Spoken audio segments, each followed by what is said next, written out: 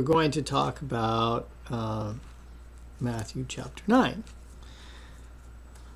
Okay, as I mentioned in my last video, a lot of these stories about parables, Matthew had a point to emphasize. And so it is with the first one that we read about in chapter 9, starting with verse 2. It says, "And behold, they brought to him a man sick of the palsy, lying on a bed. And Jesus, seeing their faith, said unto the sick of palsy, Son, be of good cheer, your sins be forgiven you." Okay.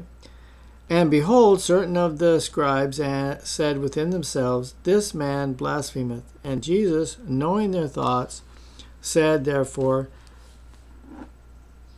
Wherefore think ye evil in your hearts? For whether is easier to say, Thy sins be forgiven thee, or to say, Arise and walk? But that ye may know that the Son of Man has power on earth to forgive sins. Then saith he to the sick of palsy, Arise, take up your bed, and go into your house. And he arose and departed to his house."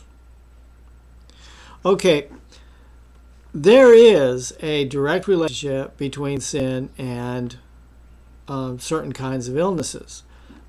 We can't say that all illnesses or all disease is the result of sin, except in an indirect manner. Because there is sin on the earth, there is sickness and disease. Okay, but specifically speaking, there are many sicknesses and illnesses that can be directly related to disease, or can be directly related to sin. Right? Sicknesses and diseases can be directly related to sin.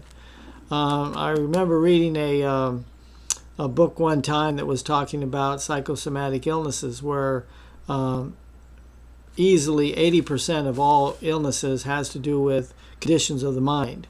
And one of the chief conditions of that affects the mind is guilt. A person feeling guilt will eventually have physical symptoms related to his sin. It just works that way. And so evidently, palsy is one of those sins that is directly related to some kind of sin.